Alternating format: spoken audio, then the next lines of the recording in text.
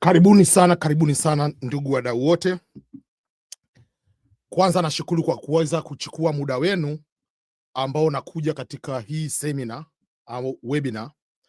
Kwa sasa hivi mtakuwa kama mko background, nitafanya maongezi kidogo, alafu baadaye mtu mwenye swali anaweza kaa kwenye comment au nikaweka link hapa, baadaye unaweza katokea kwenye screen na wewe ukaweza kuuliza swali lako ikawa kama mjadala au mambo gani yanaweza kuendelea.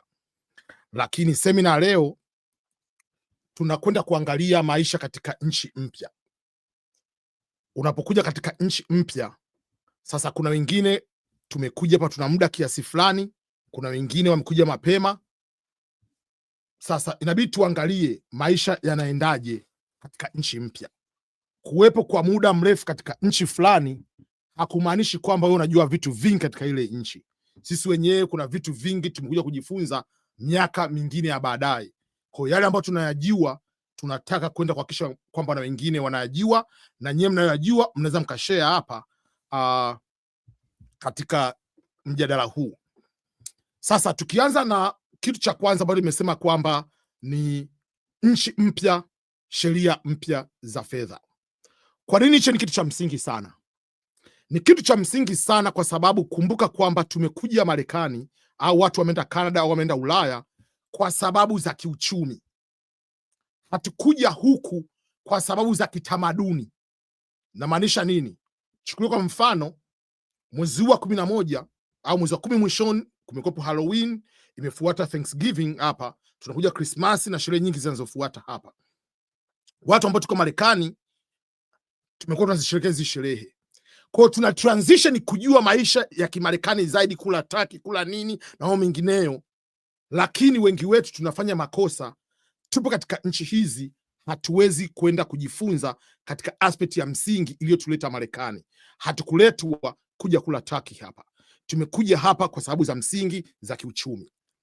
Sasa kuna makosa mengi ambayo tunayafanya watu wengi. Tutaangalia ni makosa gani kwa ujumla na tunaweza tukaepukana na makosa katika mazingira gani. Sasa kwa watu ambao wamekuja kwa mara ya kwanza, labda bahati mbaya hunifahamu mimi, ila naamini unanifahamu. Ila mimi naitwa Ernest Boniface Makulilo. Wengi wananifahamu kama ni EBM au EBM Scholars. Ni kwamba kwa miaka mingi, zaidi ya miaka 18, nimekuwa nazungumzia masuala ya immigration, jinsi gani mtu unatoka katika nchi yako kuja katika nchi za ughaibuni. Hiyo ni front end. Lakini back end ni kwamba ukishafika katika hizi nchi, nini unatakiwa kufanya? Hapo ndipo kinapokuja katika upande wa pili ambao ni upande wa kuelewa fedha. Sasa mimi vile vile among other things ni vile vile ni licensed financial professional, na ukitaka kuangalia, yes, wengi mnanifahamu kupitia EBM. Kuna website ya EBM Scholars ambayo tunazungumza masuala ya immigration hapa, kidogo kuna finance, lakini at the same time kuna kampuni nyingine ambayo inaoperate katika masuala mazima ya kutoa elimu ya fedha ambao ni Beyond American Dream LLC. Kazi yake kubwa ni kutoa empowerment and education on finance, masuala ya kifedha kwa watu walioko ughaibuni, na hasa kwa upande wa Marekani na Canada. Kwa hiyo haya mambo tunafanya katika higher level, na nimeshaandika vitabu vingi vya finance. Kwa hiyo ni vitu ambavyo navizungumza ambavyo vinakuwa vinaeleweka katika mazingira. Kwa hiyo tunazungumza mambo ambayo tunayajua na tunaamini kwamba yanaweza kuwa msaada kwa watu wengineo.